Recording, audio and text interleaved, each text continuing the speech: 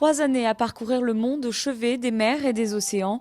Voici le défi qu'a lancé le prince Albert II. À travers les explorations de Monaco, le souverain renoue avec les traditions des grandes explorations maritimes. Surexploitation, fonte des glaces, acidification, les signes alarmants pour l'océan se multiplient.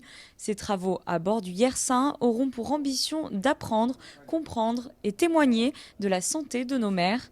Et quoi de plus naturel que de présenter officiellement ces explorations de Monaco au siège des Nations Unies durant cette première conférence sur l'océan. Les retours sont très bons et ceci grâce à une caractéristique des explorations de Monaco, c'est cette relation entre l'homme et l'environnement.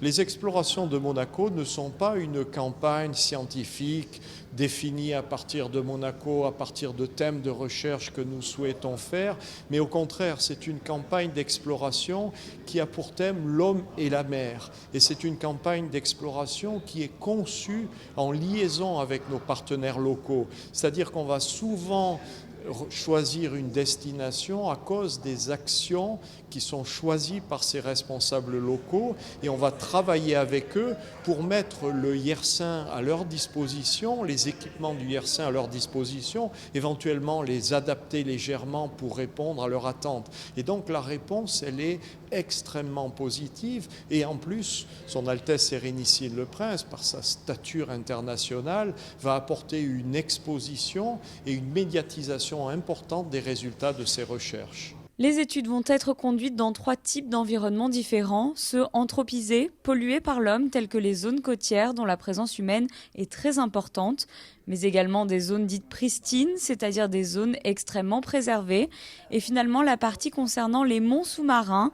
Ces montagnes sous-marines recouvrent une zone géographique quasi équivalente à l'Europe et sont l'un des derniers sanctuaires pour la biodiversité. Il y a des études ponctuelles, observationnelles, intéressantes, assez descriptives, qui vont rechercher par exemple le devenir de certains types d'animaux, de certains types de cétacés qui sont en voie de disparition. Ce sont des études ponctuelles, dans des aires particulières où on sait qu'il y a un risque de voir disparaître des espèces. Et puis après, il y a des études, au contraire, transversales, récurrentes, répétitives, menées par des équipes internationales qui se sont focalisées pour conduire des études dans des conditions de reproductibilité tout à fait extrêmes, en bénéficiant du plateau technique qui est tout à fait extraordinaire du Yersin, qui a été largement mentionné dans la conférence tout à l'heure.